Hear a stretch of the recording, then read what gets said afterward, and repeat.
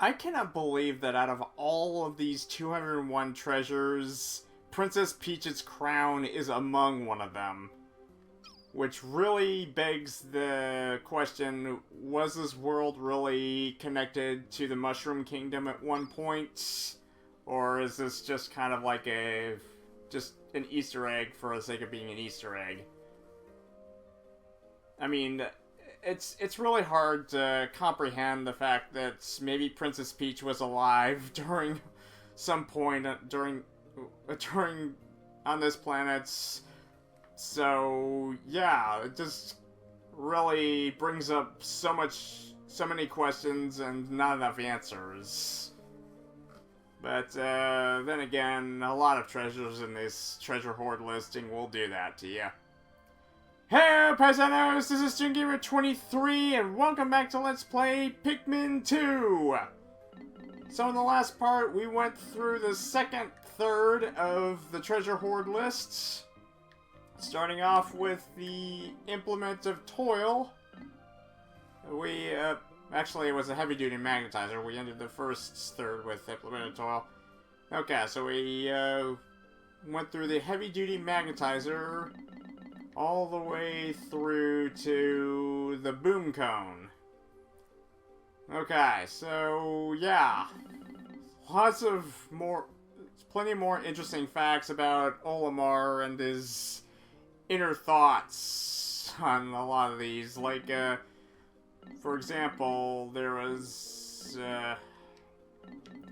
the fact that he taught the Pikmin how to do a dance number on the mirrored stage and has dreams of becoming a dance instructor. And the repair juggernaut showed us that his son loves playing video games, but he's terrible at them, but his son mocks him for being terrible. And the most interesting one of all is the fact that he's actually enamored with this thing, a kitty cat bobblehead of all things. So does this mean that this is Olimar's awakening to something? Is this basically his turn on or something?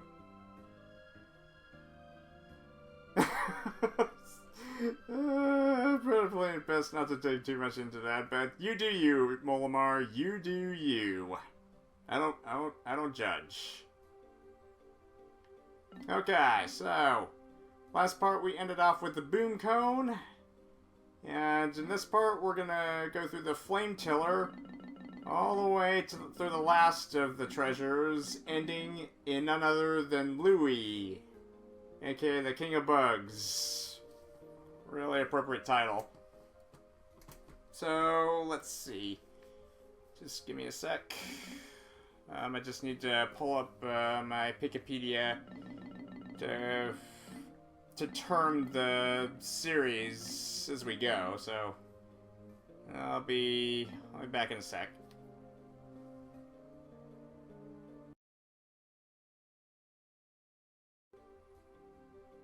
Okay, so we are currently in the Dream series, which is basically an assorted display of toys and knickknacks. Okay, so we ended off in boom cone, so let's start with the flame tiller, aka a flaming yo-yo. And I really wish that it would not turn into night time. Just let it stay constant daytime in the display. It just really takes away from the flair of presenting these treasures that we spent so much time collecting. It's just kind of ruins the vibe. Investigating alien objects provides me with an opportunity to solve new mysteries. For example, when I rolled this object, I discovered it's perfect for tilling land. Usually I have the machine analyze the treasures we find, but sometimes I like to imagine artifacts with my razor-sharp intellect. Yeah, debatably razor-sharp intellect. So what does the ship have to say about this? Spin, spin, thump. spin this on the ground and look! It throws dirt all over, plowing the field. This is the perfect tool for those on Hakatate who want to cultivate mini onions at home. Okay, so yeah, I love the implication that, thanks to a lot of these treasure descriptions, it implies that planet Hakatate is heavily farm cultured, so... And aside from the fact that they use terms like pick carrots and onions, so yeah, they're veggie farmers on another planet, so... I guess it's a small universe after all. Okay, so here we have the most heavily debatable object in the entire game that requires the strength of 1,000 Pikmin, aka 100 purple Pikmin, to lift. The Doomsday Apparatus, aka the 1 kilogram barbell. Perplexing mysteries are often solved in unexpected ways. When I was studying this item earlier today, I was astounded at its unbelievable bulk. It was so heavy! I would have never been able to move it without my burly purple Pikmin. Later analysis indicated this thing is in fact some kind of heavy artillery.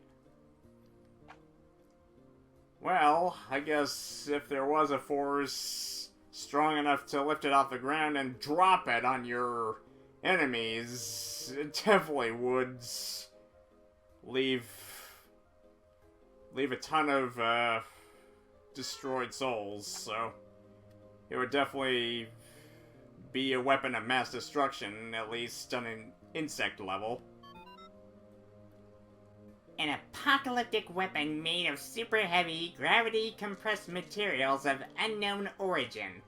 The fact that its great weight makes it uncontrollable is, at times, a mild detriment.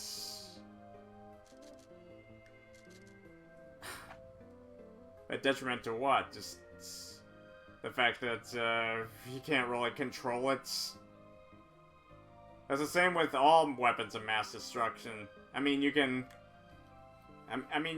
keep them at bay, but once they're fired or launched, you better kiss your ass goodbye. But yeah, just the fact that we had to use all 100 purples just to lift this heavy barbell back to the ship. I mean, it was just around the corner, but it took forever getting it back. And plus, with the fact that there were 100 purples in the field, that meant that there was no other way of doing any multitasking. So, it was like every single Pikmin had to focus on one task with just getting this barbell back, and that just ruined the whole flow of the game, just for one measly treasure. But it was without a doubt the most valuable out of all of them. 3,000 Pokos. If we found this bad boy right off the bat, the company debt would have been... would have had a solid third of the company debt paid off in an instant. But yeah, of course it had to be in Wistful Wild after we paid off the debt. But yeah, I looked up some review videos about this thing, and yeah, it's gotten pretty mixed reactions. Some love it, some hate it, and I can see why they love it and hate it. Mostly just hate it because of the fact that it's just the heaviest object of all that requires 100 purples, and the very reason that we had to go back through the subterranean complex multiple times just to cultivate 100 purples. That was so needlessly frustrating. Just, I mean, the fact that we had to spend so much extra time just to cultivate 100 purples for just one treasure. But I should be thankful that there's only one type of these treasures, and this was never brought up again in future installments. So yeah. It was a nice concept on paper, but execution-wise, yeah. Just screw this one. Okay, 137 is Aquatic Mine, aka a regular fishing bobber.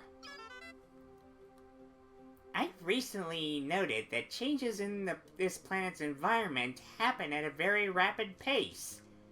Compared to how it was when I was here before, the perplexing pool has changed drastically.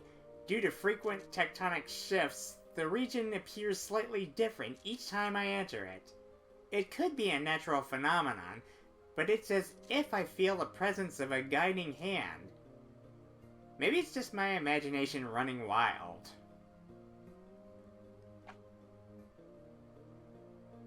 So does that mean that there's a religion on Hakatate? Do they believe in Hakatate God or something?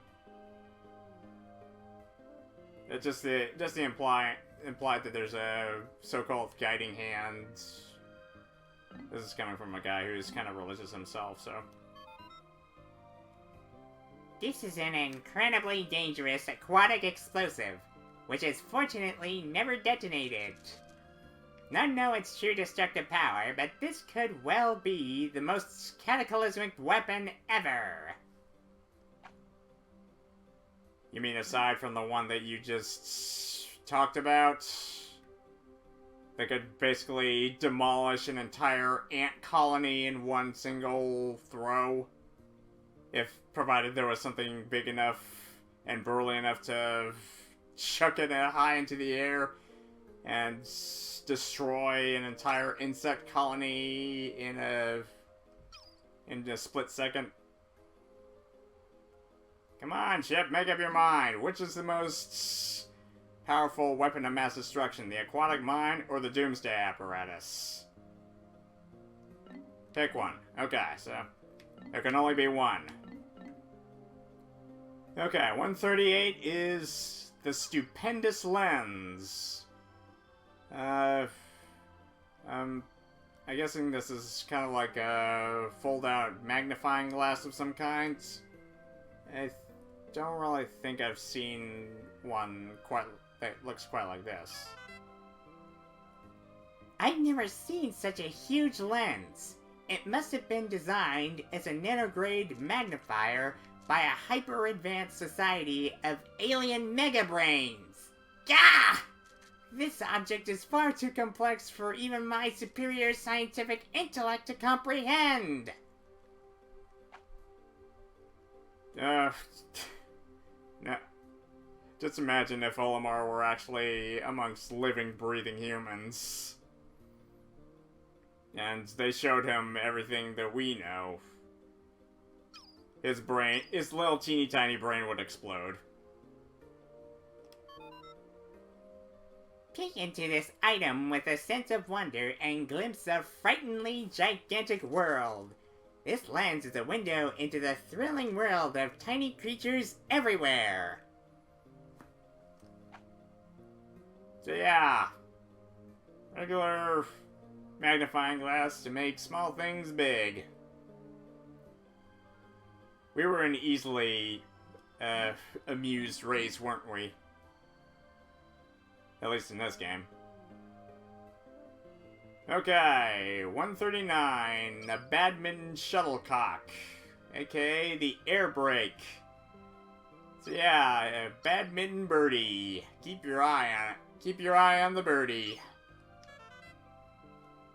The weather was beautiful today in this region. In this region, the weather is always good. The plants and animals thrive on all that sunlight. I want to hurry up and finish cataloging all these treasures so I can get back to the sunshine. Yeah, enjoy it while it lasts, because it doesn't last very long, especially in days that only last, like, for 15 minutes. No height is too great to fall from if you possess this. It may be frightening, but get over it. So, does the ship think it's a makeshift parachute or something? That's the last thing I would have expected it to classify it as. Okay, number 140, Worthless Statue, aka a white king chess piece, aka Kinger from the Amazing Digital Circus. Or at least the object that his circus form is based upon. So yeah, it's definitely stoked for the upcoming finale for that show. At first, this object looked impressive, but closer inspection reveals it's just a cheap statue. In many ways, it reminds me of my father. I probably shouldn't tell him that. What, were you just implying that your father is worthless? A worthless statue? Subtle, Olimar. Really subtle. Okay, so it reminds him of a cheap... Well, I guess, this really does give a solid patriarchy symbol. Now on to the Priceless statue at 141, aka the Black Queen chess piece. This statue features an astounding degree of detail. It looks a lot like a present I gave my mom for Mother's Day. I miss her. Sometimes. Okay, so we actually get to have insight on Olimar's parents. Okay, so apparently the king and queen chess piece remind him of his parents. Kind of fitting, don't you think?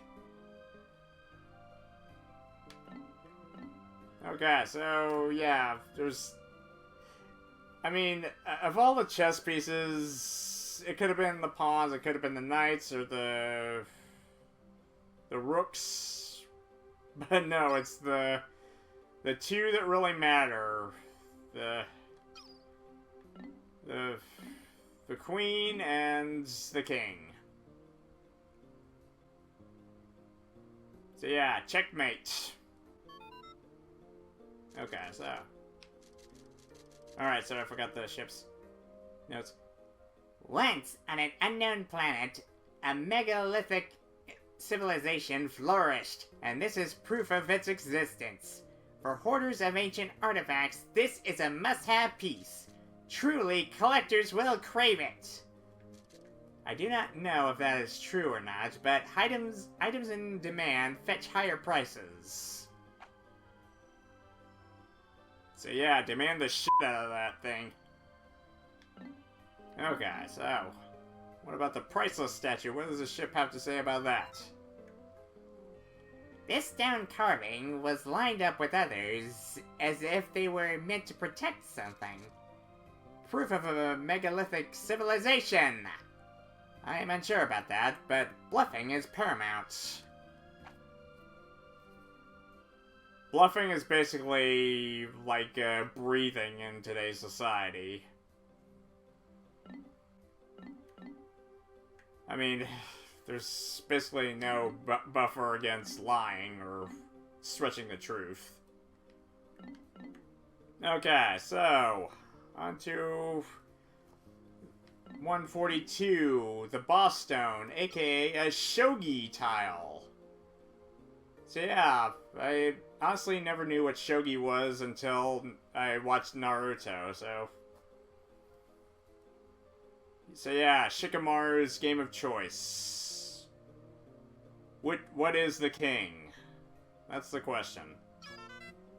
The children of the Shinobi Village, that's what.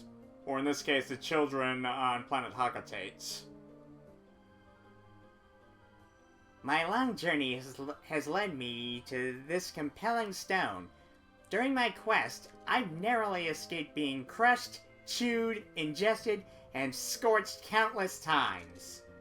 But somehow, I persevered, and this stone reminds me of that. It's like it has a personality of its own. I'd like to take it back with me and place it in my garden to commemorate this expedition. Alright. That's pretty good taste in exterior design, that's for sure.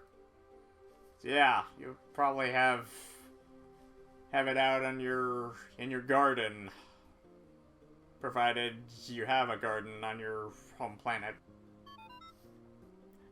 For those who care for others, for those who hail subordinates and send them into the unknown, only these few will appreciate this fine distinctive stone. Did I just describe myself? I don't know, did you? Okay, care for others who hail subordinates and send them into the unknown. Yeah, that's... that pretty much sums them up. Okay, so, next up at 143 is the Luck Wafer, aka the Ace of Spades. With, Nintendo brands. Huh, cool. What a strange pattern. When I look at it, I can feel good fortune smiling down on me. If I could just buy a lottery ticket right now, I'm sure I'd win.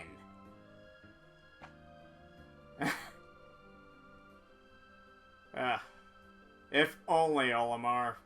If only.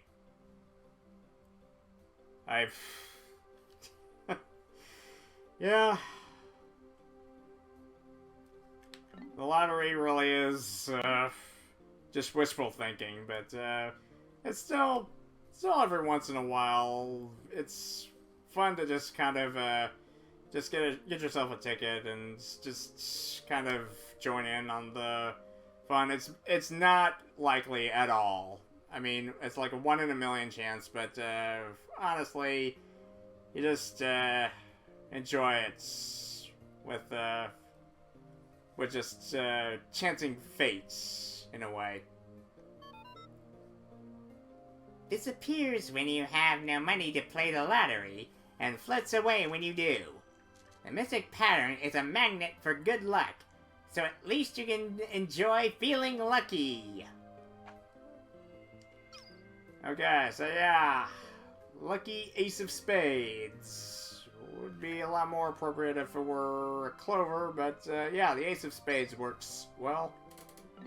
Okay, so now at 144, the Talisman of Life, aka a stack of cards with a man on the cover who looks like from the mid 1800s. It's like an Englishman with epaulets and an Englishman uniform. Or maybe he was more akin to the Japanese region. I mean, this is a Nintendo game after all. Explorers strive, but fate decides. You can prepare and practice for an expedition, but there's only so much a person can do. Sometimes you have to put your life in fate's hands. I've come to understand this intergalactic truth while I've traveled to the farthest reaches of the universe. Fate and I are pretty close. Well, yeah. Can't argue with that. So far, fate has smiled down upon you, even if it did involve countless encounters with hungry, ravenous beasts. But such is life, I suppose.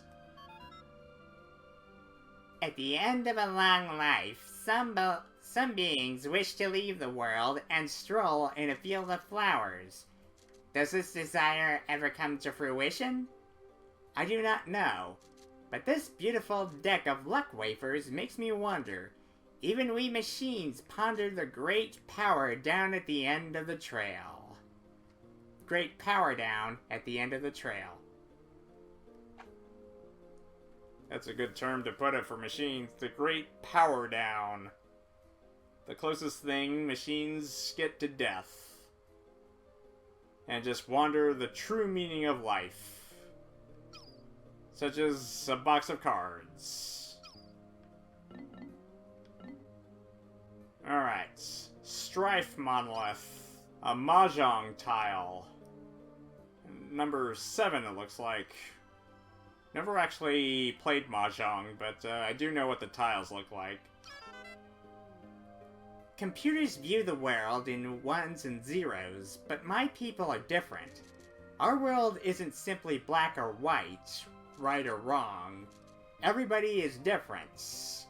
Maybe one day the ship will understand that, and maybe one day it won't give me sass when I ask it to collect a slimy specimen.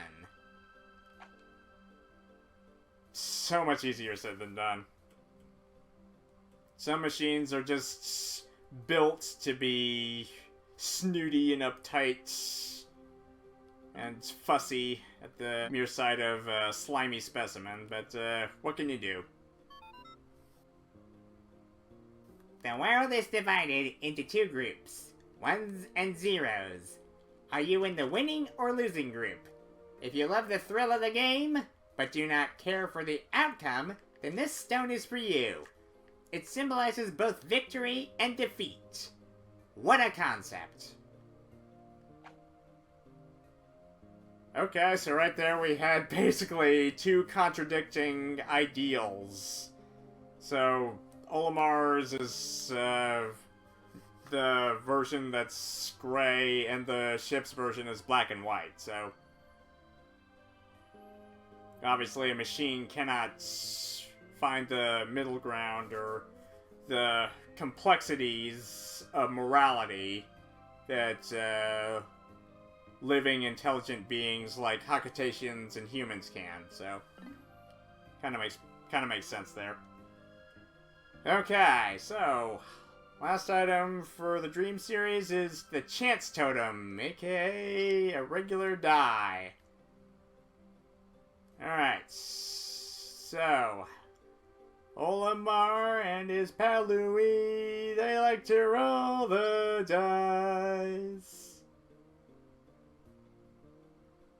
I had to, it was right there. When I gaze at this stone, I can feel my fate being forecast. It must know what's going to happen to me. I'm sure it sees that I'll be hailed as a brilliant visionary and brave explorer when I return to Hakatate. Well, considering the amount of treasures you've collected on your journey, they'll surely honor your tenacity for gaining all of this, that's for sure. More powerful than effort, more relentless than talent, luck is the true ruler of life. This mystical stone tests the path of luck. So are you the true master of your life? I don't know. Are you? Okay, so we move on to the Blast from the Past series, aka game-related objects. So yeah, these are all retro gaming treasures. Including Game & Watch, a GameCube control stick, NES D-pad, Rob's head, and the gyro blocks from the lesser-known NES game Stack Up. And yes, that second game is also compatible with gyro blocks too. But yeah, anyway, these are very retro gaming objects that are honestly pretty valuable. So I guess Hakatate may have a secret gaming culture as well. My kind of people. Okay, so first up, we have the Dream Architect, a dusty, broken Game & Watch. At night, I have nothing to do to keep me occupied. I've been searching for something to dull the boredom, but every time I find something I want to play with, it's broken. This object is a great example. It looks fascinating, but I can't get it to function. I guess all I have to do is write it in this journal. The dilemma of anyone who wants to dull their boredom. Why does anybody do anything? Sheer absolute boredom. Going to bed early is a waste of time for a lively soul. This dream maker makes night fun. Fine, so it is broken and does not work. That is a drawback. Come on, use your imagination. Yeah, what he said. Okay, number 148 is the Stone of Glory, aka a filthy NES D-pad. This is a peculiar object. Just looking at it fills me with a powerful sense of nostalgia. Now that I think about it, the Pikmin had a curious look on their faces when they carried it. Or maybe that was just my imagination. Does that imply that the Pikmin were secretly among us when the humans were alive in this planet and this timeline? It's possible, I guess. This odd rock is completely filled with nostalgia. None can dispute the magical powers of this stone. Can the day when this rock rules the entire universe be far away? Well, I don't know, but in certain cultures on different planets, including this one, we would definitely praise the stone as the ultimate artifact. Just look it up at an average Nintendo museum and you'll be surprised. Okay, so number 149 is the Glee Spinner, aka a GameCube control stick. So yeah, it just came loose from the controller and it's just the little gray control stick that you use just to kind of spin it around like I am right now. Just kind of moving the camera in circles. When I get near this captivating treasure, I can't stop myself from spinning it over and over again. I shouldn't spin such a valuable treasure, but it's so hard to have self-control from now on, instead of actually spinning it, I'll just imagine I'm doing it instead. Wow, this is so much fun! A vivid imagination. I like that. This produces a mysterious shape-induced mental effect in all living creatures. You simply must rotate it. Spin, spin, spin, spin. What fun it must be! Yeah. Honestly, how would you like being spun around a few times? Yeah, pretty sure spinning the ship pod would be even more fun and just even more rewarding now that we put that kind of smart aleck in its place. Just to kind of show that AI is really not the one in control. Okay, 150. We have the Cosmic Archive. It's a floppy disk. It's actually... At first glance, I thought this was a floppy disk, but it's actually a gaming disc for the Famicom. I don't really remember the name of the game that is on the disc, but okay, thank you. It's that game, and honestly never heard of it up until recently. But I really need to look it up on the Nintendo eShop on the Nintendo Switch. Maybe I can find it there. Okay, so let's look at their notes. The cave we searched today was lined with flame-spewing spouts. The temperature in the cave was absolutely stifling. Oh, that reminds me. I completely forgot to tell Louie about Red Pikmin. He's so quiet, I sometimes forget he's even there. This item I salvaged from the cave seems to be some kind of storage device, but I have no way to play back the contents. You need a Famicom device to help you with that, but I'm not really sure if one exists anymore. At least in this timeline. All worldly matters from time's start to its end are said to be recorded in this historical vault. It is so huge, decoding it all is impossible. Its mere existence is said to make one philosophical. Take it easy, it's just a game card. Okay. Remembered old buddy, aka Rob the robot. Or at least all that remains of him. Just his head. Whatever happened to the rest of his body, I guess we'll never know. I can't believe I had the fortune to find this thing buried underground. It looks like a component of a huge mechanical doll. It looks just like a part from a robot in a cartoon I used to watch as a kid. How nostalgic. This futuristic machine makes me feel like I've traveled back in time. Nostalgia, ain't it grand? It's one hell of a drug, though.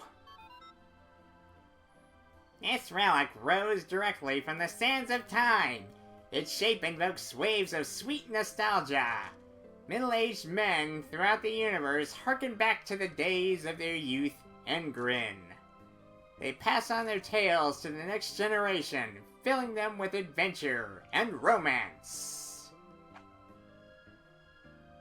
Yeah. Really?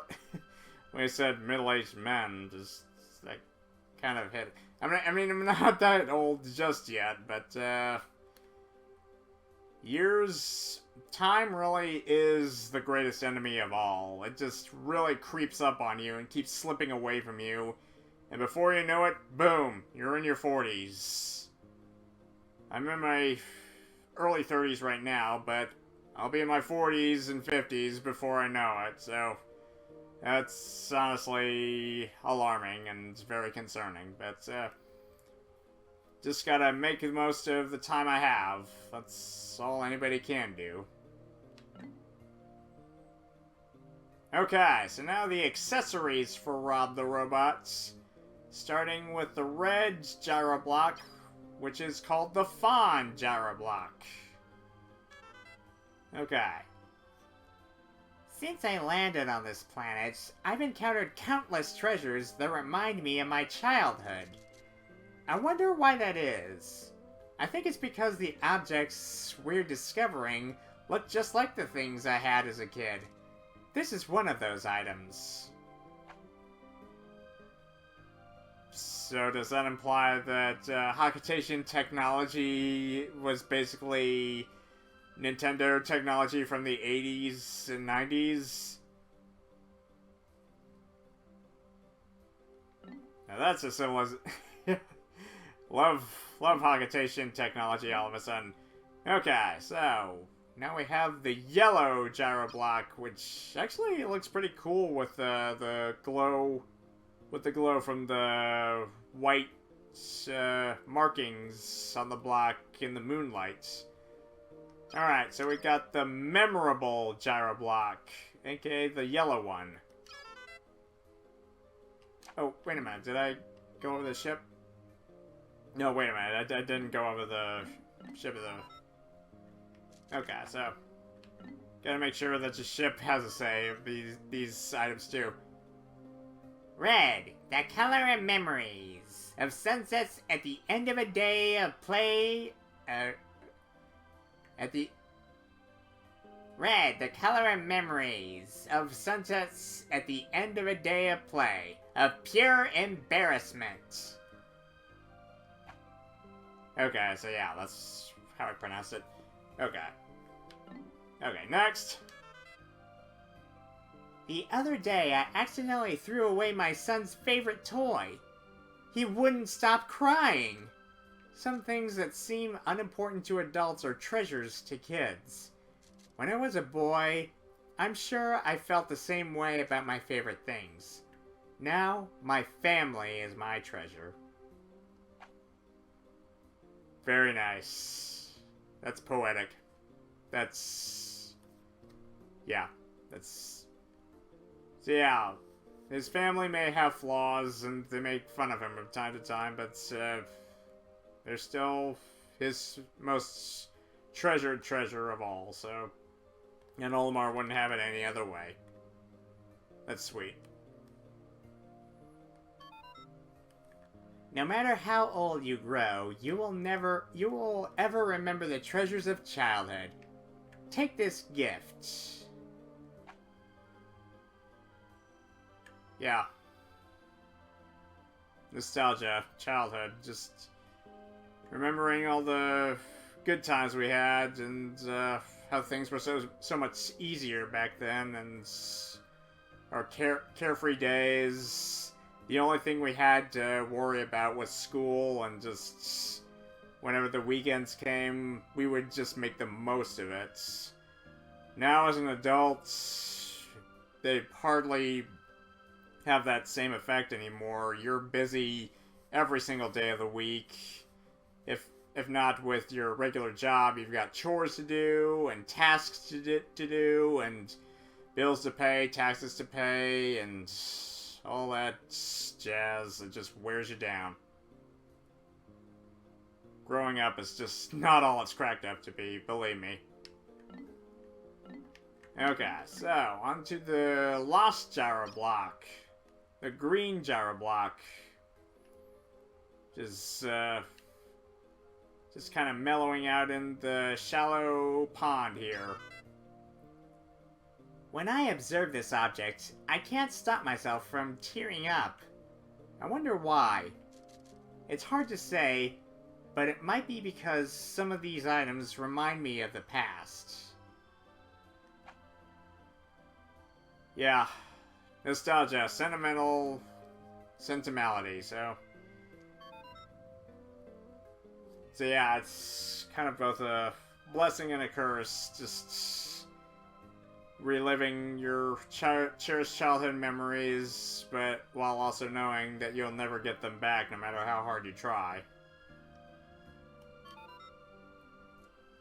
Remembered your treasured toys?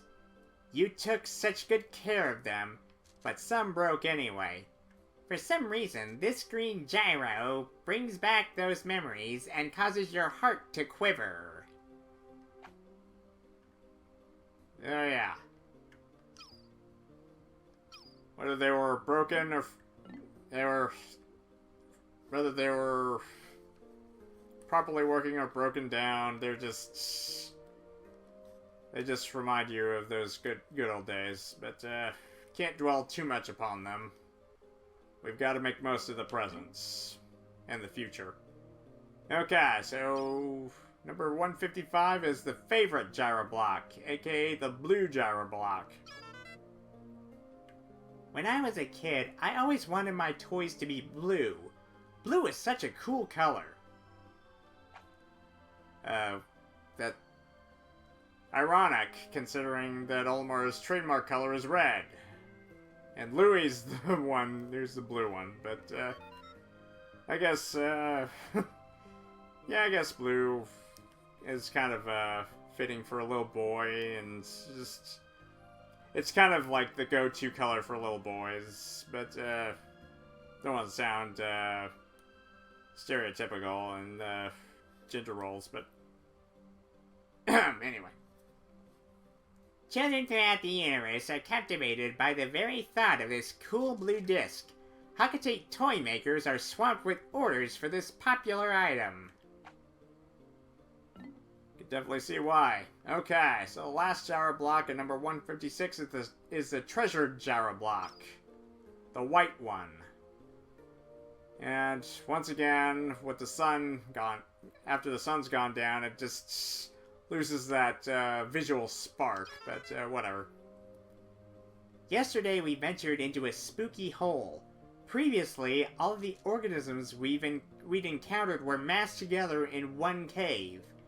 Had I not divided the Pikmin by color and utilized their unique abilities, I would never have made it out alive.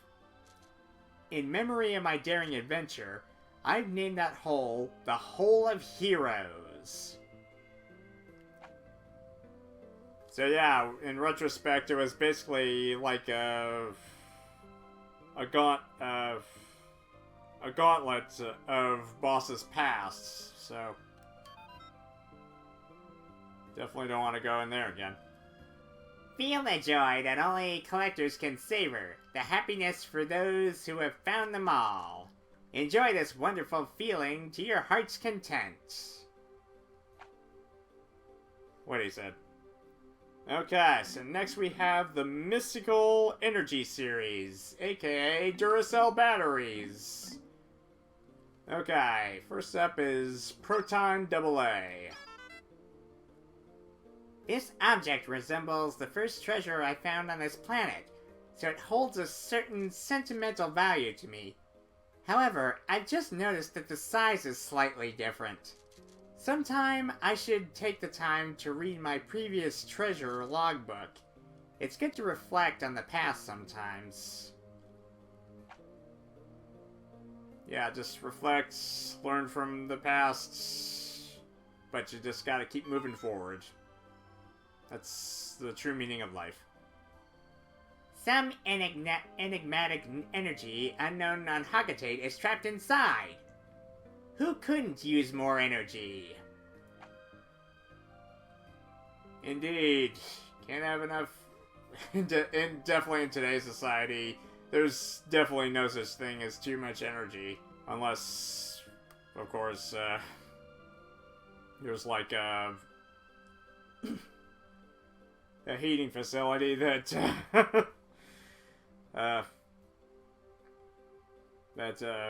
blows a fuse, or if there's like an air conditioning type of facility that goes down and everybody's left in sweltering heat, but that's a different story.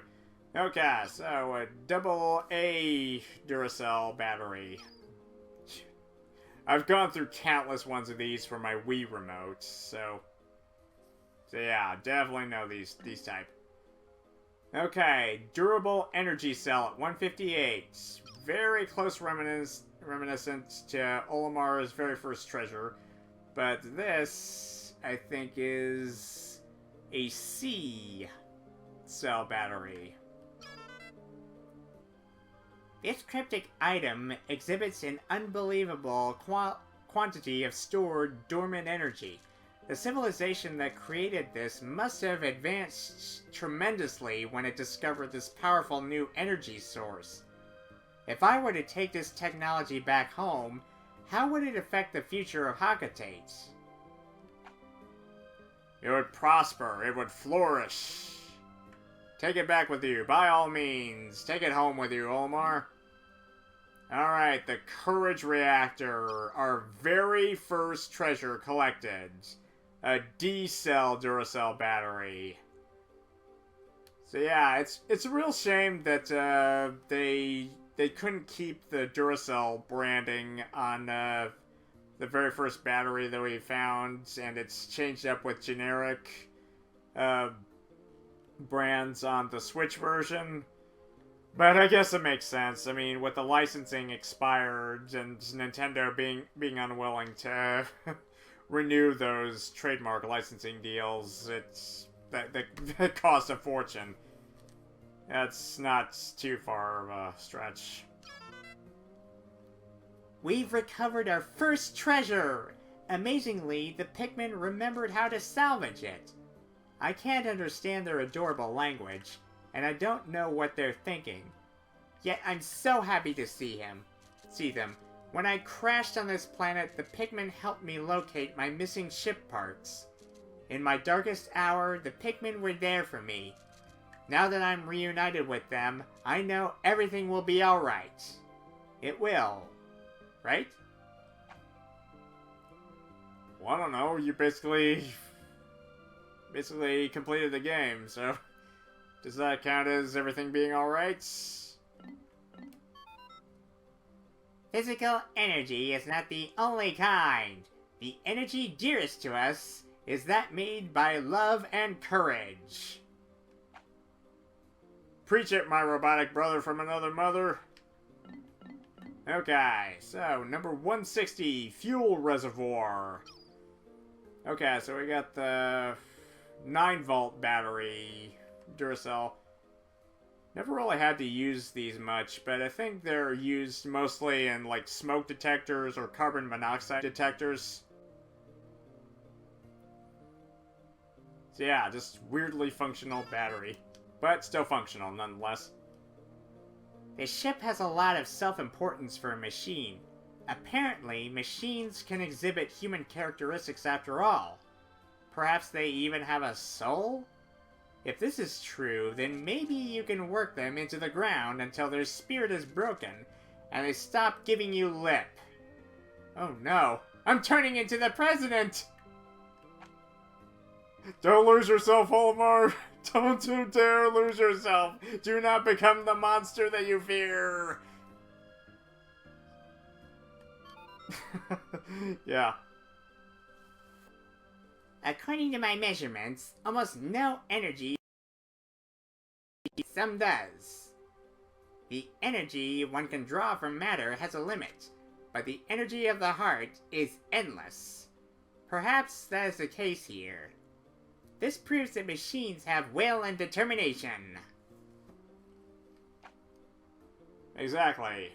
Will and determination. Just plug this in and it'll fill you with determination. I've been playing too much Undertale. So, yeah. I mean, just...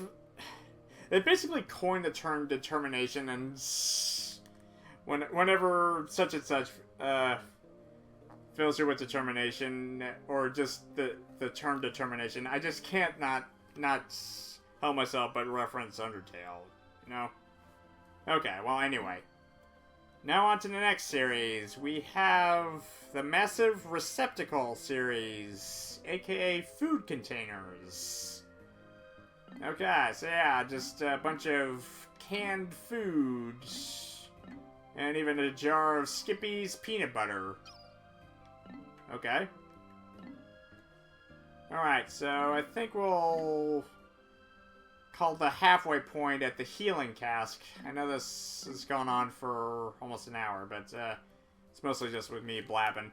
Okay, 161, drone supplies, aka Underwood brand deviled ham spread. Yesterday, the ship accused me of sampling all the food we've been collecting. That ship has a lot of nerve. Yeah, let the man taste. Let him use his organic lifeform gifts. Something that the ship only wishes he had. This food pack makes you want to throw all dietary restrictions out the window and take a bite. Dietary restrictions, yeah. Yeah, that's one way of putting it. So yeah, chow down and pig out. Okay, 162, patience tester. So yeah, a can of Sunluck brand water chestnuts. So yeah, my recommendation is you use a dimensional slicer on this bad boy, and maybe your patience won't run out so easily. Just looking at this sealed container makes me want to open it up. But opening it will decrease its value on the alien antiques market. Maybe I'll just use my imaginary can opener and pretend to open it instead. So yeah, just use your imagination.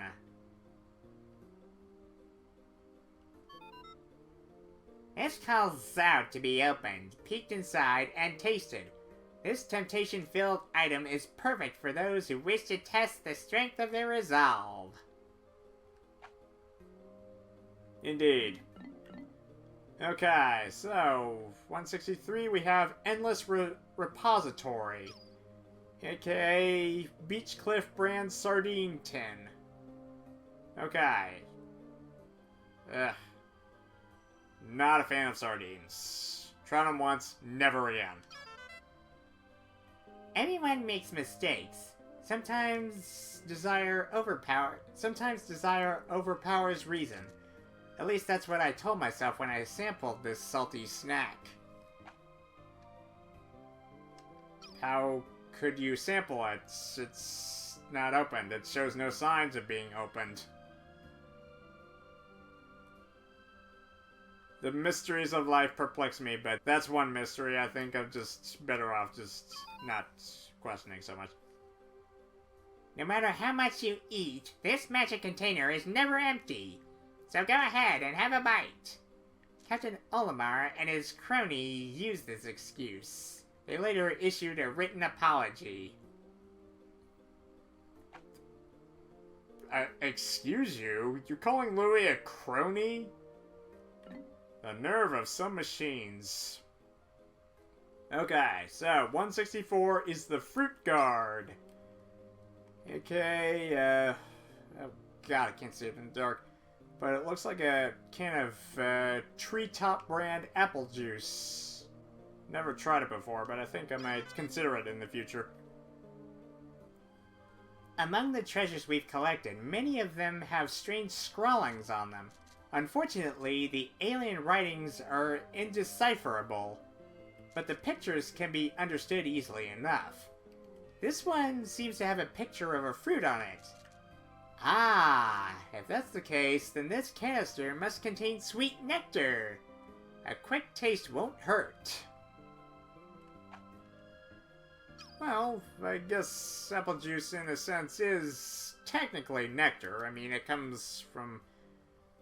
nectar comes from flowers, but it's also got that fruity flavor, so I guess in essence, nectar does come from fruits. A taste of knowledge from a foreign world. This container holds juices of a primitive fruit. If you are a devotee of genuine taste, you cannot pass this up. What he said, so. Okay, 165 is Nutrient Silo. Okay, so a jar of Skippy brand peanut butter, eh? Is it creamy or crunchy? That's the real question here.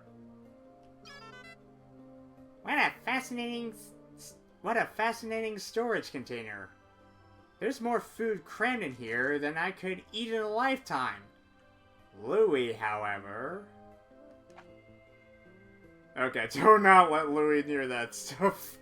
He'd empty that thing out faster than you can save Huggitate freight. A food storage tank of bewitchingly titanic size. As legend has it, this item is so captivating that the discoverer tried to claim it for himself. Yeah, well, I guess with a title like Skippy, that's kind of highly implying that, so yeah, the discoverer just branded this nutrient silo, as the ship likes to call it, all for himself. Okay, so 166 is the Stringent Container. A container of Clabber Girl baking powder. The ship's hold is so cluttered and disorganized. I wonder if we're actually finding new treasures, or if we're just rediscovering old ones. Yeah, definitely need to clean it out sometime. A packed to the brim food container. According to legend, the discoverer of this item found it and immediately began to drool. Did he though? Because it's just a jar of baking powder, so by itself, it's not necessarily edible, but bake it in some good dishes, and you got yourself some pretty drool-worthy dishes, so. Okay, so 2 more, and then we'll take a short break. Okay, so 167 is survival ointments, aka a stick of chapstick lip balm. In a survival situation, the most important things are water, courage, and a first aid kit. I've got water and an endless supply of courage, but I don't have a first aid kit. Sometimes I don't have a whole lot of motivation either. I may be a daring explorer, but sometimes I just want to loaf around all day and sleep. Wait. What if the president reads this journal? I'd never dream of slacking on the job. Yeah. Yeah. Never dream of slacking. Ever. Oh, and one thing Olimar left out of the most important things is food. Water, courage, food, and a first aid kit. But, I guess that's pretty self-explanatory. You probably left that out because it's basically a no-brainer. A must-have medical item for explorers. If you need powerful results, this is for you. It even comes with a testimonial from our employees. Use this and fear nothing ever again. Huzzah for fearlessness. Okay, so 168, the healing cask, aka a container of Carmex pre-cold sore ointments. Fortunately, I've never had to use one. I'm shocked! I can't believe this is the only stock of medical supplies we've got. If one of us were to get ill or injured, we'd be in serious trouble. We'll have to be sure to watch our step and always wash our hands. We could also search for medicine among the treasures we've collected. Or maybe find a patch of mold, use it for penicillin. That's a step in the right direction. A dependable item in crucial times. Stay safe by keeping one at home and one at the office. It is indispensable. If you are health conscious, buy this. Yeah, exactly. Okay. So, yeah, 1 hour in and we're only at the halfway point, so... Okay, but we're on the home stretch, so after the break, we should be at, like, the container lids, the bottle caps, the exploration kit, and the Titan Dweevil weapons listing, so yeah, we're almost there. Really getting winded. I'm gotta take a well-deserved break, so I'll be right back.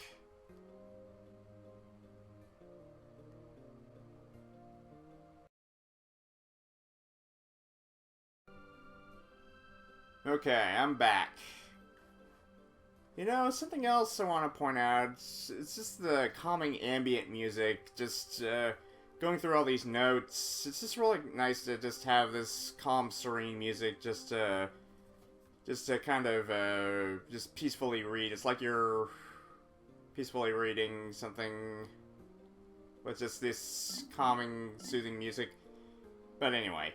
Okay, so on to the next series. We have the Mystery Disc series, which looks like a bunch of jar lids and a Snapple bottle cap. Okay, so let's try the Snapple bottle cap, aka the Abstract Masterpiece at 169.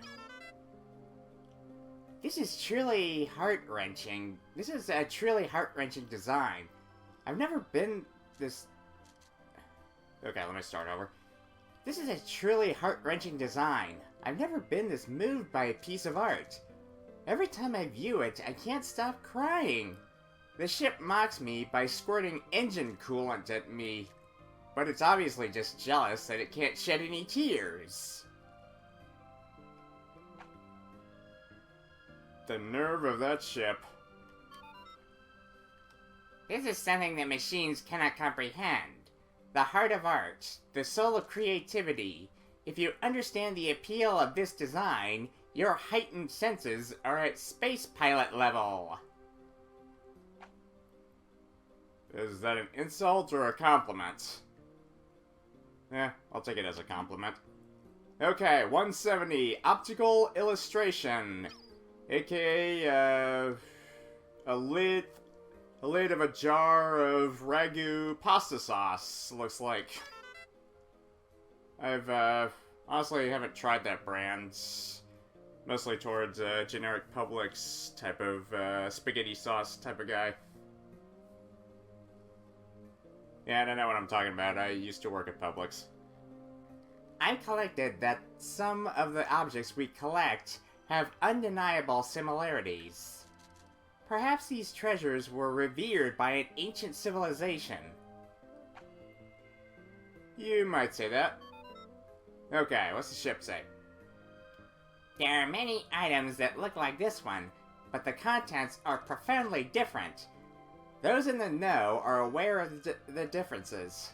This particular item should please any buyer. Especially if their senses are overloaded by the color yellow. So yeah, just bright and colorful, with beautiful design, and it's 100% natural.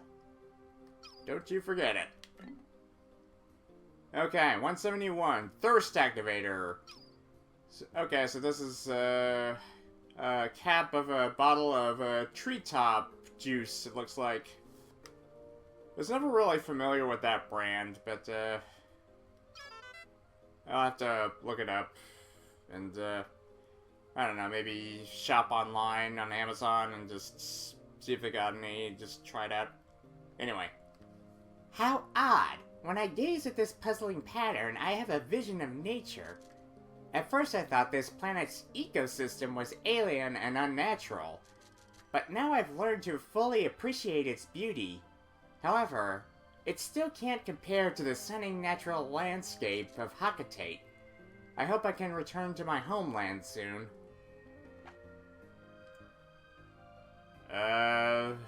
So you're more infatuated with your homeland, even though the parts that we saw in the opening cutscenes were basically just barren desert wasteland type of terrain. And even had garbage flowing around. There truly is no accounting for taste. Natural beauty fills this design, and merely viewing it incites riotous thirst. How about it? Yeah, exactly. Just let the feeling of thirst overwhelm you. Until you're quenched, until you're satisfied. Okay, 172, Yellow Taste Tyrant, aka, a cap on a jar of French's brand mustard. Okay, so yeah, just unscrew the top and enjoy some tangy mustard if you're into that. I'm honestly more of a ketchup type of guy.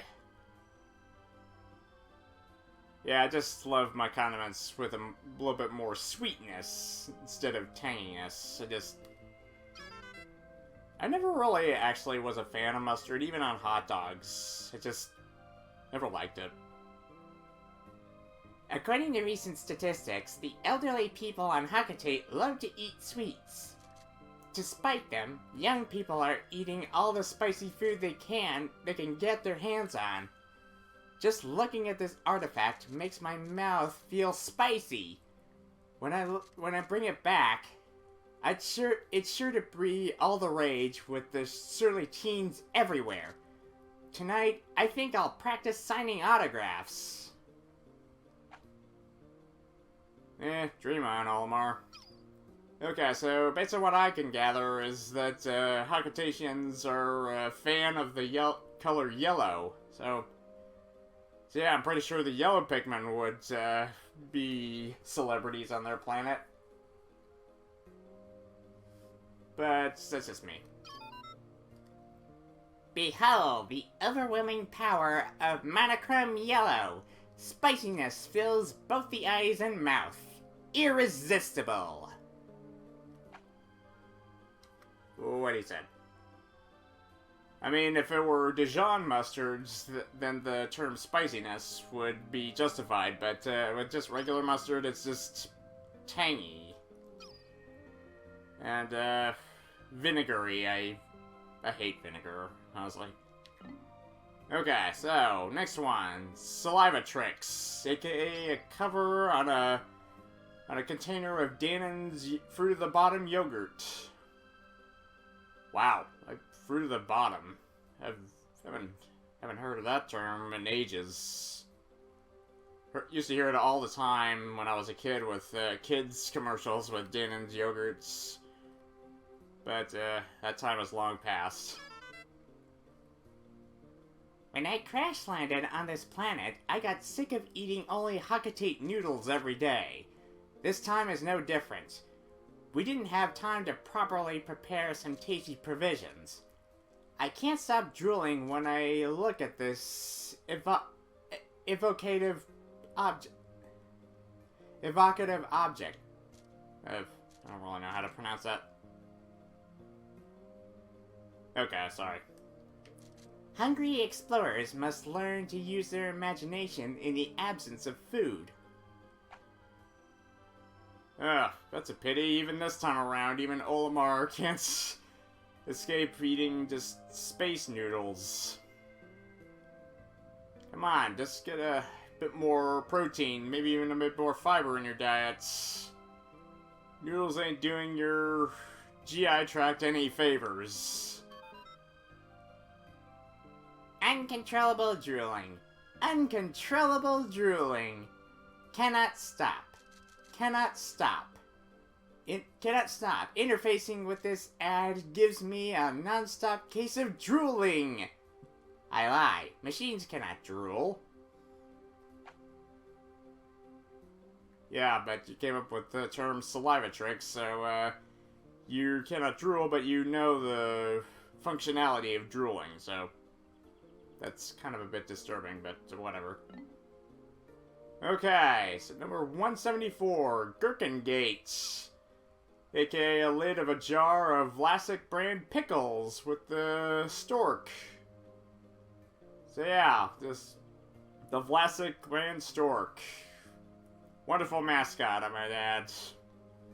Basically on the same level as other foodie mascots.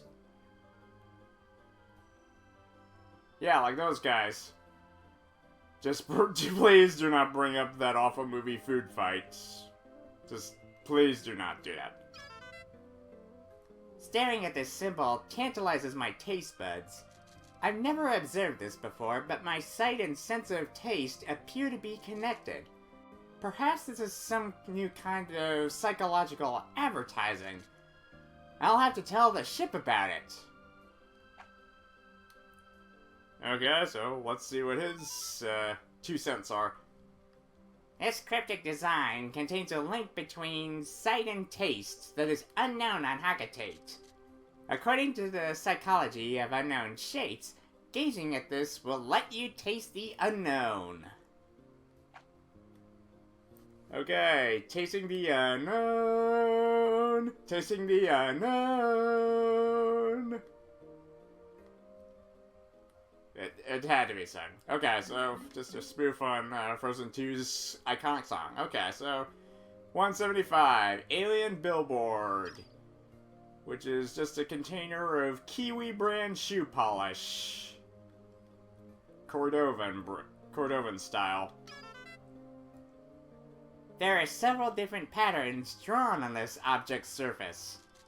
They appear to be characters or letters, but I can't make any sense of them. This is just an educated guess, but I wonder if this object is a kind of alien bulletin board. The size of the object seems about right for it. Well, you're close. Actually, not really, but, so, yeah, just, if you're successful in opening this up, try some on your boots. It'll shine like new. Perhaps this is some ancient billboard, but perhaps not. Its authenticity may be in question, but if you can use it for inspiration, you may become a top-flight ad executive. Oh, now we're getting into executive territory, you say? Okay, sure, why not?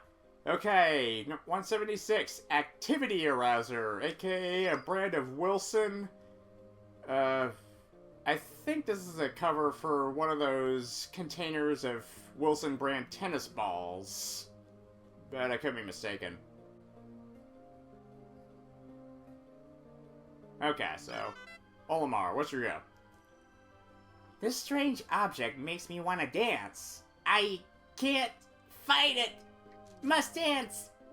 Hey, this isn't so bad. I've been packing on the pounds, and this could be a great way to get some exercise. 1, 2, cha-cha-cha. Okay, so yeah, even the brand of Wilson inspires you to get up and dance. This esoteric... I hate some of these terms. This esoteric design will make viewers want to get up and move for no apparent reason. This is perfect for people who want to diet but can never seem to get started. Yeah, same with me. Okay, so, on to the Ancient Ad series, aka the Bottle Cap series. With all the familiar brands that humans associate with soda. So yeah. So yeah, even a 7-Up bottle cap. And a Dr. Pepper bottle cap. Seems vintage in this state, but let's just go through one at a time, starting with the Hypnotic Platter at 177. An A&W root beer bottle cap. My fave. Or at least next to Dr. Pepper. Strange story. When I inspected this item on the planet's surface, I was suddenly overcome with such a raging thirst that I thought I might fall unconscious. Having no tasty beverage at hand, I had to resort to licking the condensation from the inside of my helmet. I feel such shame. Yeah. Just feeling ashamed to try an authentic human soda, and all you can come up with is a condensation from inside your helmets. That's pretty pitiful. The bizarre insignia on the serrated platter inspires inexplicable feelings of pleasure that can only be replicated by a long, cool drink. Or so I am told. You're truly knowledgeable. Just watch a classic commercial of root beer and you'd understand. Nah, excuse me. Okay, massive lid at 178. Yoo-hoo Cola. Okay, I know the brand of Yoo-hoo chocolate drink, but I didn't know that there was a cola based off of it. Or maybe it could have been a combination of Yoo-hoo and Coca-Cola, but it doesn't really sound that appetizing. When people study mysterious objects, they tend to overthink everything and get easily stumped. For example, this is just a lid. Or is it? No, it's just a lid. After much evaluation and processing, this item has been classified as a massive cap. What powerful force might have held it back at one time? Only the ages know. Well, one thing's for sure, if you go all the way back to the Impediment Scourge... My god, this is a long list. Okay, so yeah, if you just use this Impediment Scourge, it has a very solid connection with the series, so yeah.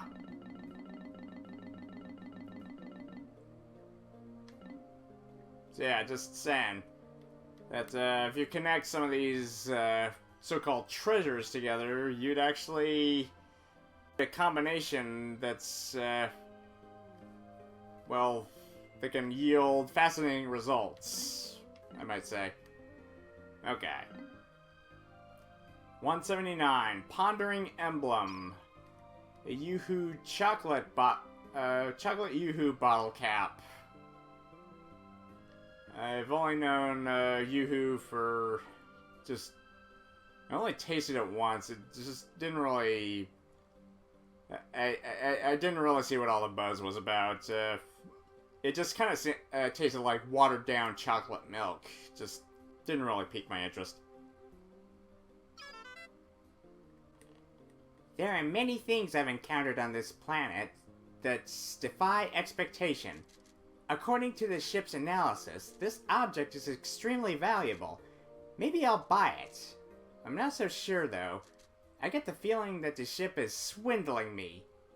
Nah, the ship would never scam me. I'm the captain. Anything's fair game as far as AI goes, so... So, that benefit of the doubt is not concrete enough. One glance and you will sit for hours trying to decipher the ultimate purpose of this item. Therein lies its value. It is actually a guide to the world of deep thinking. Sure, let's go with that. Okay, 180, Happiness Emblem. AKA a Squirt bottle cap. I hear it tastes like Fresca. Never actually tried Squirt, but I hear it just tastes like Fresca. So yeah, I used to drink Fresca a lot as a kid. When you grow up and get a job, your time doesn't belong to you anymore. To make up for that, you have to learn to appreciate the simple pleasures in life. Looking at this pattern we found today makes me feel a little less miserable. This is today's simple pleasure. Okay, so yeah, this is basically, with all the bright yellow objects, it just kind of, proves my point that the color yellow must be all the rage on planet Hakate. I mean, we got, the optical illustration, people love that. The yellow taste tyrant, people will love that. And the happiness emblem, people love that. So yeah, the color yellow, it's basically a gold mine. I mean, it's basically the color gold, so you can't go wrong with it. Exactly, it's also great for cartoon characters. Choose your own happiness. Find the good things in each day. Maintain a positive attitude and good things will come your way. This is what one feels when viewing this cheerful emblem. Well, good advice, but it's so much easier said than done. It just really feels like happiness is fleeting in today's world. Just really feels like it. Just trying my best to stay positive, but who are we kidding? There's a lot of shit going on, and it just really makes you feel, what's the point of happiness? But don't think it like that. Just try to keep at least some sense of optimism. It's what keeps you going, so. Okay, 181, Quenching Emblem, aka a 7-Up bottle cap.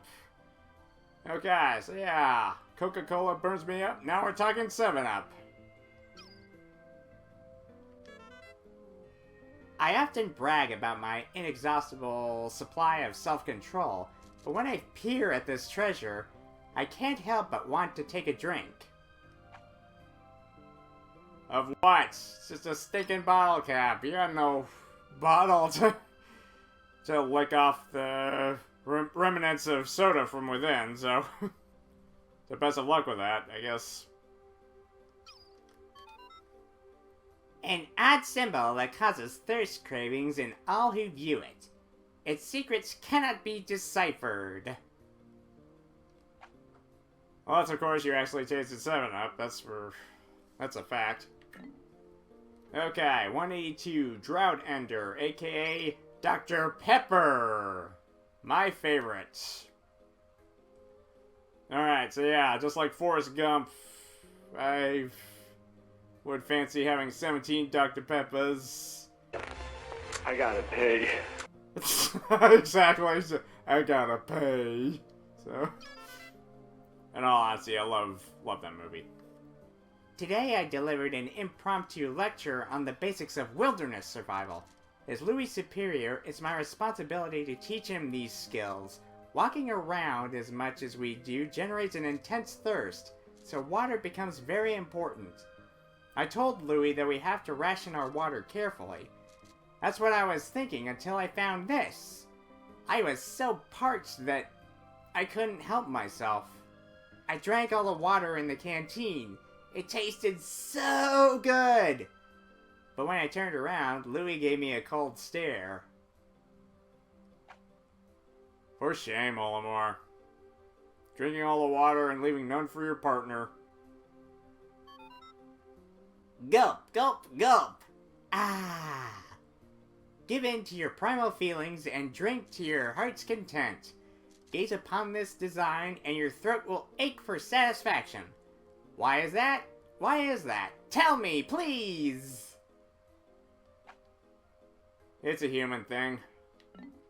Okay, 183. Creative Inspiration. An RC Cola bottle cap. Okay, so it stands for Royal Crown. How did I not know that for all these years?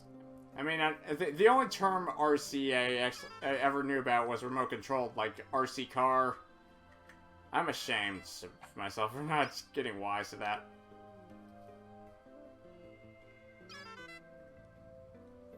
Fascinating. If I keep staring at this symbol, I know I'll come up with a brilliant idea for a new product. Well, yeah, it's got yellow on it. Halcutations love yellow. And red. So yeah, come to think of it, Olimar and the ship's pitches actually are more satisfying to read whenever there's an item with red and yellow on it. I guess that's their go-to colors on their home world, or something. Stare at this long enough and good ideas are sure to surface. If you are a casual person who relies on others to achieve your goals, then this imagination support item was made for you. I'm sorry for sounding so rushed. I'm kind of in a rush here. But, yeah, it's still fascinating to see all these just treasures and just get the inner machinations of Olimar's critical thinking skills in the ship's creative AI type of pitches. So it's just really fascinating. It's nowhere near anything mandatory for completing the game, but it's just so fun to just see how humanized Olimar is, and even the creative pitches the ship can come up with. Okay, so it's on to the Explorer's Friend series, aka the Exploration Kit series. So yeah, these items were actually of double use in our quests. They not only were valuable, but they also made for great artillery additions. So yeah, without the halves of the globe, we wouldn't be able to find the Awakening Wood or Perplexing Pool. Without this thing, we wouldn't have had a treasure gauge. Without this thing, we wouldn't have been able to run faster. Without this thing, we wouldn't have been able to be immune to fire. Without this, we wouldn't have had the ability to see in dark caves, and etc, etc, etc. Okay, let's one thing at a time. Okay, 184 Spherical Atlas, aka half of the northern half of a globe. Could you turn down that sun? It's just blinding here. I know I said I wanted the sun to highlight certain objects, but when it's just glaring down, man. Okay, so it's the northern hemisphere of a globe, so... Okay, so we found the awakening wood thanks to this beauty. The purple Pikmin were somehow able to carry this massive treasure. Today, we measured their physical strength using the ship's onboard beefometer. Beefometer. However that's pronounced. The ship's onboard beefometer. Beefometer. Whatever. It seems that they have 10 times the weight and physical power of any other Pikmin. When I throw them, they land with a resounding thud. I've decided to commemorate the cave I first encountered them in by naming it Emergence Cave. Appropriate. Okay, so yeah, behold, the very first treasure that was over 100s. That had the weight over 100 Pikmin, so we had no choice but to use the purple since they can lift 10 times the weight of the average Pikmin, so... Okay, 185... Oh, wait a minute. The surface designs on this item are the map of a savage planet. This alone makes it valuable. But that is not all. Embedded within is a microchip filled with secret, incredibly detailed data. With this item, you'll know everything about this, that, and the other thing too. Exactly. So you get to know half of this beautiful planet. It would be much more beautiful without these pesky humans walking around, messing everything up. Okay, so 185, geographic projection, aka the southern hemisphere of a discarded globe. So yeah, just the other half of the globe puzzle. The interior of this hemisphere contains a chip coated with charts detailing a new region. I explored this forest the last time I was here, but it's clear that it has undergone some dramatic changes. The plants and animals have also evolved significantly. I've given this forest a new name, the Awakening Wood. I must begin to form a hypothesis to explain why the forest changed so rapidly. Okay, so yeah, this was indeed the Forest of Hope on the first time around that Olimar explored this planet. Exactly, like he had a choice. It was basically either explore or die trying, so... Alright. If you have both pieces, does the value increase? Do you want it? Need it? Crave it? You should! This is the ultimate storehouse of geographic data in the known universe. Or at least the planets you're currently exploring. Okay, 186, the prototype detector. Okay, so this is... I don't really know what this is. I think this was a vintage Nintendo toy that said Love Tester. But this doubled as our treasure gauge. So yeah, without this nifty gadget, we wouldn't have been able to pinpoint the locations of treasures along our adventures, especially those underground. We would have missed those completely. So yeah, thank God we found this. Today we searched a subterranean lair swarming with carnivorous bugs. The name Hole of Beasts immediately came to mind. The convenient contraption I found there has become an invaluable treasure-seeking tool. When it approaches a piece of treasure, the gadget beeps and the needle moves to the right. When all of the treasure in an area has been collected, the device powers down. When we left Hakatate, I thought we'd never be able to pay off the company's debt. But thanks to this gadget, I'm feeling optimistic about the outcome of this daring mission. Like I said, this nifty gadget really saved our asses a bunch of time and frustration. Is this a miracle gadget born of universal desire, or a machine manufactured by the master of Dimension X? Whatever it is, it reacts to treasure! Would you mind reiterating about Dimension X?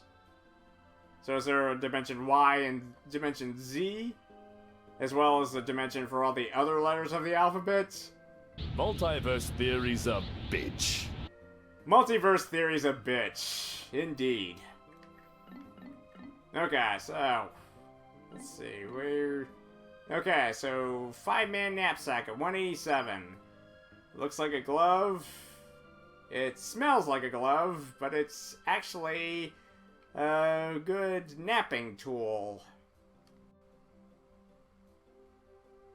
Yeah, I didn't really see much use for this item. I love to lay down in the grass, bask in the sun, and take an afternoon nap. But with all of these Pikmin following me, I can never seem to relax. I should remember to press X to dismiss the Pikmin, and then press and hold X to take a nap. The last time I tried it, the Pikmin picked me up while I slept and carried me away to their onion. Hold your space horses, Pikmin! I'm not a pellet or a piece of treasure! Then I woke up. Great galaxies! It was all just a dream, wasn't it?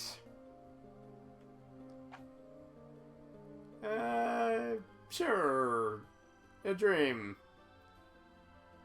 Just have that mentality for a lot of things that go wrong. It's all just a dream. Do you want to nap in luxury like a feudal lord? This lifestyle assistant will help you do it. Tests on our employees were very positive. Their bizarre dreams were an added bonus. Okay, so yeah, bizarre dreams. I won't dwell too much on that. People come up with the strangest dreams ever. I hate to imagine what Hakatation's dreams are like. Okay, Brute Knuckles at 188. aka, action figure punching glove. So yeah, this enhanced Olimar and Louise and even the President's punching capabilities. So yeah, they were able to deal mighty blows to any irksome insects that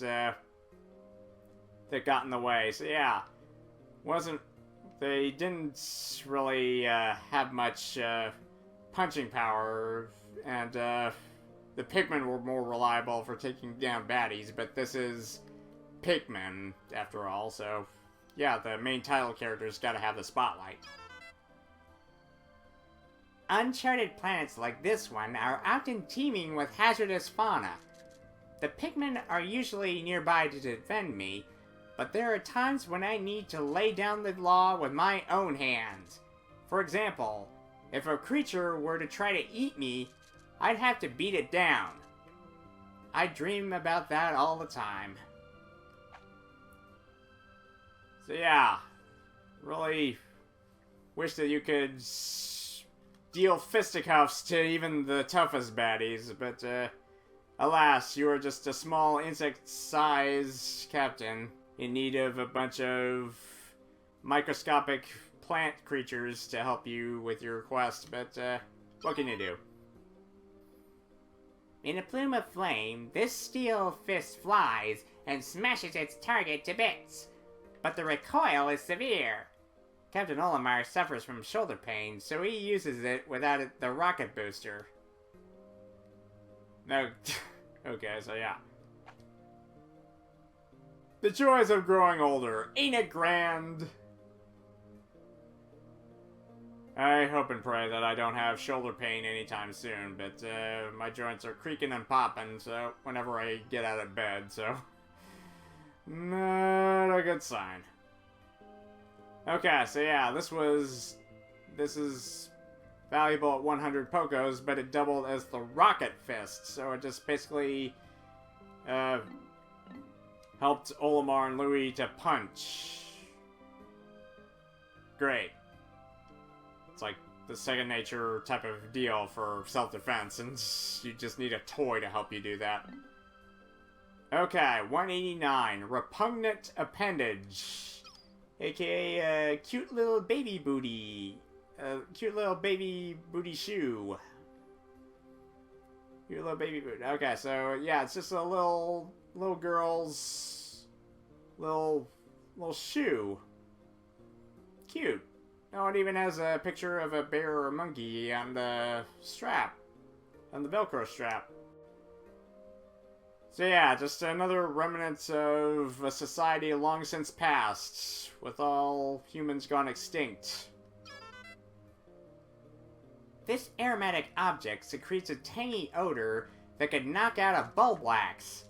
I'm with the ship on this one. I don't want to touch it either. But I must, for the sake of the company and my family. I must summon the strength to carry on. And once you suck it up and deal with the repugnant odor, it actually doubles as the Rush Boots, which actually help them run faster in their quest. Is this the remains of some giant creature? Its color is striking, but its stench is horrific. Could it be dangerous? The true essence of things in the natural world is often very disguised. Be fooled and die. Fool or be killed. This is the law of survival. Indeed. So yeah, this was just a little baby boot of a little girl. That's, I guess, as long since passed. It's tragic. Okay. Well, anyway, it's doubled as a good speed increasing tool. Okay, so next, 190, we have the Stellar Orb, aka an ordinary light bulb. Is it 40 watts or 60 watts? Whatever. The technology behind this impressive gadget is totally unknown to my people. It appears to replicate the intense solar beams of the sun. Space exploration has given me a ghostly pallor. Maybe I'll use this orb to catch a few rays. Okay, so yeah. Since they took away your entire dolphin and the UV lamp, I guess this will make a good substitute, I guess. This tanning machine is based on primitive science principles. Come, you pallid recluses and sun-starved hermits. You too can have a healthy, stylish glow. Calm down, it's just a freaking light bulb. Okay, so yeah, the Stellar Orb. Okay, so yeah, this doubled as the quote-unquote solar system and actually brightened things up in underground areas, so we weren't stumbling around in the dark all the time. Very handy. Okay, 191, Forged Courage, aka Autobots, or something resembling an Autobot, so basically just like a red robot toy with flaming symbols. So yeah, just very heroic. This reminds you a lot of Transformers, doesn't it? I found this marvelous alloy in a hole swarming with bulb orbs. On that adventure, I even clashed with an Emperor Bulblax. In honor of my triumph over that appallingly obese beast, I named the hole the Bulblax Kingdom. It was honestly a lot more obese the first time you encountered it as the final boss of the first game. This time around, it was pretty nerfed compared to then. Especially with the purple Pikmin and at your disposal. They were basically pushovers this time around. A heat-resistant alloy forged in the fires of justice and passion. Wear it and feel courage's burn. You have nothing to fear. Due to Hoard ventilation, this is not suited for sweating beings. Noted. So anyway, this created the Scorch Guard. So yeah, it basically made us immune to fire. Alright, great. So yeah, it helped us out against fire hazards. We were still stunned by the flamethrower of the Titan Dweevil though, but we'll get to that shortly. Okay, 192, Dream Material, aka just a regular eraser, it looks like. So yeah, just a discarded, used up eraser with, not really sure what that brand is on the cover, but it's illegible. It's too torn off to actually guess what it is, but it's probably just a generic brand. This is yet another object I've recently discovered that is beyond my wildest dreams. It doesn't conduct electricity, and it can erase marks left by pencils with remarkable ease. Sadly, the more you use it, the more it rubs away to oblivion. In a way, it reminds me of my job. Yeah. The more you work, the more you're rubbed away into oblivion. That's the true meaning of life. When you have no other choice but to be an employed man or woman. This non-conductive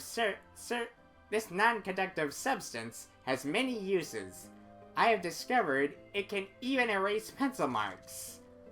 It is a dream material, but the more it is used, the more it crumbles. The same is true of dreams. That's a downer there. Okay, so yeah, thanks to this eraser material, we actually assimilated it into Olimar and Louie's spacesuits and made them immune to electrical currents. So yeah, another fascinating find. Okay, so yeah, love these treasures due to the fact that they're not only valuable, but just that they can actually be used for something productive.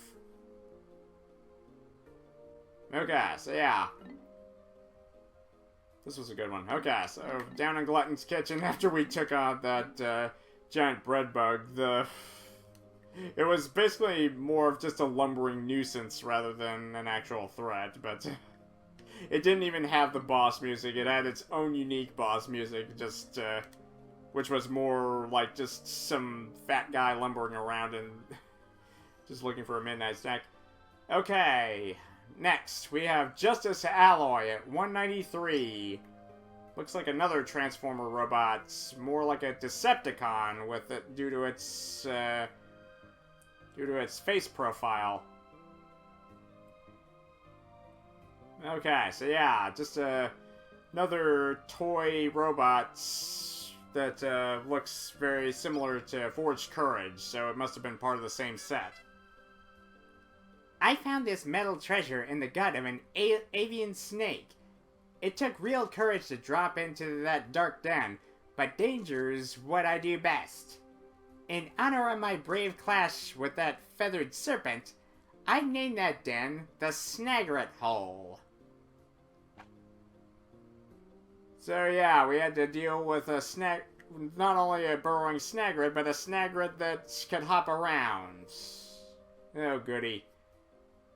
Okay, so this created Metal Suit Z, which basically boosted the defense of Olimar, Louie, and the President's spacesuits.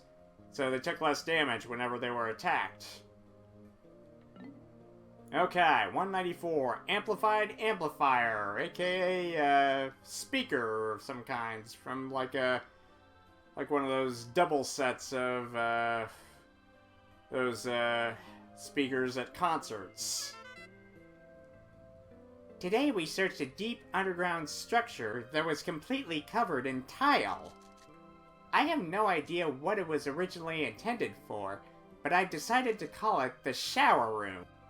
Deep within, I clashed with a sleek bug that coughed up this conical curiosity. Okay, so yeah, the Raging Bloister. What a fight. Your voice is weak. It does not carry. No one notices you. If this is true, then this item is for you. Starting today, you are a gym teacher. You will never be ignored again. Okay, so yeah, gym teacher. That's an understatement, because this thing created the Mega Tweeter, just increasing the radius of the whistle. So yeah, it just increased the whistle's range to call more Pikmin at once. Okay, 195, professional noisemaker. Now, at first, I thought this was like just an air horn type of thing, but it's actually part of a megaphone. So yeah. I recently took a team of blue Pikmin on an expedition to explore a submerged cavern. While exploring this watery cavern, I encountered some very strange phenomena. It was such a strange place that I'm still wondering if it was all just a dream. I found this curious treasure in that cavern.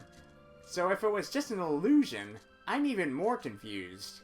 I named that confounding place the Submerged Castle. It was a place of nightmares, especially when the water wraiths showed up. Noisier than a spaceship, this wonderful item will make your miserable life 120% more exciting. Okay, so yeah, with this thing we created the Pluckaphone. So this was pretty handy, just in the fact that if you just blow your whistle, you could uproot any Pikmin within the whistle radius.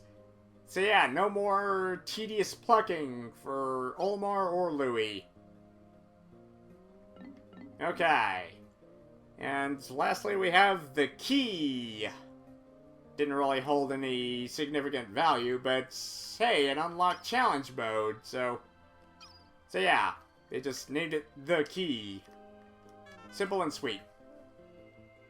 This item came from the personal treasure hoard of a massive Pikmin-devouring spider. The whole cave was crawling with all kinds of fearsome creatures. I decided to name that eerie cave the Citadel of Spiders. The ship can't stand bugs. Whenever I ask it to store a specimen for salvage, it threatens to stage a mutiny. Yeah, that ship really needs to suck it up sometimes. This shape. I have encountered it somewhere before. No, I must be mistaken. Yes, I am mistaken. Thoughts like these strike all who see the Kabbalistic form. You can feel its immense power. It just unlocked challenge mode, okay?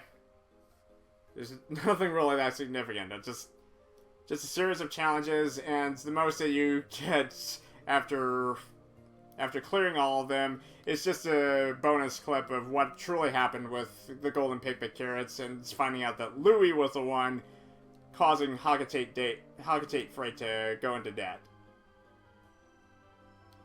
Speaking of which, we'll be getting to him in just a moment. Alright, so now on to the final series, the Titan Dweevil series. So yeah, we have all four of the gadgets that monstrous insect used to try to massacre our entire army, as well as Louie. But only 10 Pokos. Okay, so, Shock Therapist at 197. Okay, so yeah, this gizmo is just an enigma, but Looks like some kind of charger of some kind, like from some kind of scientist's lab, like a Tesla coil of some kind.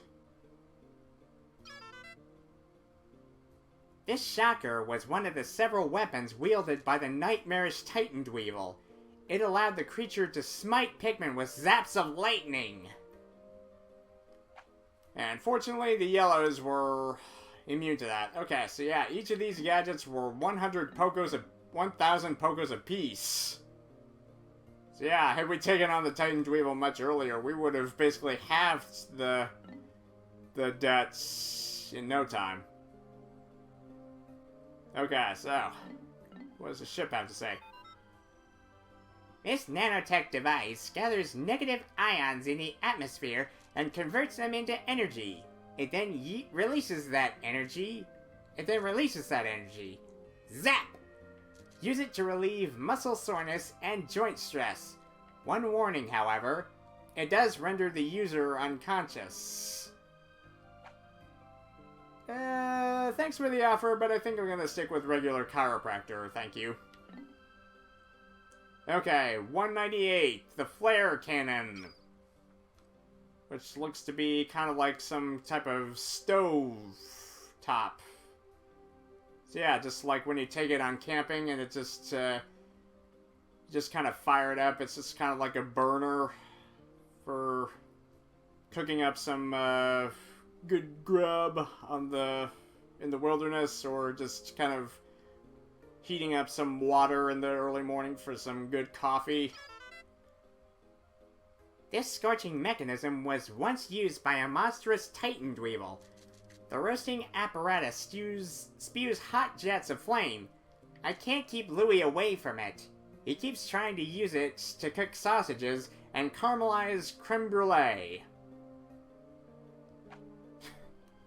Just let the man cook. Let him cook. In the compressed air cylinder of this flamethrower, liquid gas is licked, producing the fire that gives the weapon its name. It is very dangerous, and good kids know not to play with it. In case you wonder, it cannot be used as a substitute for a spaceship's rockets, and should never be used to cook sausages. Never. Yeah, tell that to Louis, but he'll ignore you anyway. Okay, 199, Comedy Bomb. Just basically looks kind of like a pesticide bomb. So this was the weapon that spewed poisonous gas everywhere from the Titan Dweevil. This fiendish component was used by the Titan Dweevil. Although it was once a primitive chemical weapon, it is now a weapon of mass hilarity. Okay, so, we'll see what the ship says. You cannot see it, you cannot smell it, yet this weapon would steal your life. Given the chance, at least it used to, until I shrewdly exchanged its poison gas for hilarious laughing gas. Crafted with an eye for safety, it is the funniest weapon ever devised. Okay, so that explains the name. He switched out the poison gas with laughing gas. So yeah, laugh up a storm. Even though it still has the skull and crossbones symbol on it, so laugh with caution, I guess. Okay, 200, Monster Pump. So yeah, pressurized water cannon. Basically, water spigots like you find out in the backyard with the hose, and it even has a water gauge on it. This savage water pump was just one of many weapons wielded by the Titan Dweevil. This pump is capable of spraying jets of hyper-pressurized water. So yeah, instead of a stream of water, it just shot bubbles everywhere. Just, I don't know what was on, but, anyway. This item automatically detects subterranean waterways, even if the water is buried a mile deep. This monster pump draws liquid any distance, and its almost uncontrollable power is fantastic. we saw firsthand with just fighting it and nearly drowning all of our Pikmin even when they were far away from the battle arena. So yeah, this thing has incredible reach. And I'm glad we don't have to deal with the Titan Weevil ever again. Okay, the very last treasure. At 201, we have Louie! AKA the King of Bugs. He's just sitting there menacingly! Louie is back! Somehow he survived a horrific ordeal with a freakishly large, weapon-wielding Titan Dweevil. I entered a hole with an army of ferocious Pikmin, grimly determined to save Louie from the Titan Dweevil, but it seems that he was perfectly fine all along. I can't understand how he managed to avoid being eaten. He's always had an unusually close connection with insects, and I know he loves to cook them. Maybe he wasn't kidnapped after all. Could he have been controlling that beast all along? No, that's craziness. Although he does insist now that we address him by his proper title, the King of Bugs. Okay, this little cretin was a true villain all along. But don't take my word for it, let's see what the ship says about him. A new employee of Hakatate Freight, Louie is often silent. Nobody knows what thoughts lurk in his mind. He appears to operate on the same wavelength as insects, often with dangerous results. After he was kidnapped, he somehow managed to hijack a colossal insect's brain. So yes, this little cretin was the final boss, was a true final boss. The Titan Dweevil was basically just his vessel. He was controlling the Titan Dweevil the whole time. So yeah, he's the little shit who caused Hakatate Freight to go into debt, and he's the one who tried to kill us at the end of the game. So yeah, in retrospect, it all makes the more sense of why he was looking so sus in the opening cinematic, just worrying that the ship would automatically spill the beans about his secret. So yeah, it's very appropriate that this little cretin is the very last treasure of all, even though he's the least valuable. Good riddance. So yeah, apparently an average Hakatation is worth 10 Pokos. So you can sell Hakatation bodies for money, apparently. Alright, well that'll do it. The Treasure Hoard and the Picklepedia are all read through. Hours upon hours of just talking my heart out. But yeah, just the amount of just notes that Olimar jotted down. The writers must have had a blast just making all this stuff up on the fly. It just really shows. Just like this incredible game that that's thankfully doesn't have the time limit of the original, and I'm kind of glad for that. Alright. Well, that'll do it. I can safely consider Pikmin 2 a success. No more loose ends. We've completed challenge mode, and we've gone through the vast Picklepedia and the Treasure Hoard, so there is absolutely no reason to stick around. But, I will definitely remember this game. And I'll definitely be anticipating if I ever get to Pikmin 3 sometime in the future, but, I don't know. I'm not really getting the numbers I was hoping for on my YouTube channel, so I don't really think that I ever will, but, that possibility is not off the table. But for now, I can safely consider Pikmin 2 complete. Alright. So, it was fun getting to know, reconnecting with the yellow, red, and blue Pikmin, and even discovering the purple and whites. So yeah. So much to explore, and so many adventures. I guess you can consider Olimar and the Pikmin's friendship the greatest treasure of all. It's cheesy, but it's the truth. Alright, and their friendship will never die, even in future installments where I hear that Olimar is not the main character, but the Pikmin will definitely be the stars in the 3rd and 4th games. Still need to get around to getting to the 4th game, but one thing at a time. Alright, I hope you guys enjoyed this Let's Play with me. Thank you guys so much for watching. Please subscribe, and if you would leave a comment and or like, that would be most appreciated. And if you would like notifications of any future uploads, be sure to give that bell icon a click. Until next time, this is ToonGamer23, signing out.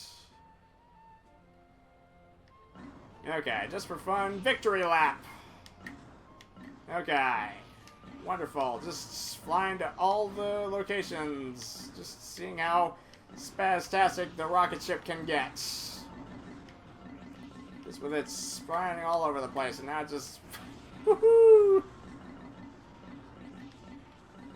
I'm having way too much fun with this. Alright, so yeah. Just a final send-off to the Pikmin, at least for now. Until we meet again in Pikmin 3.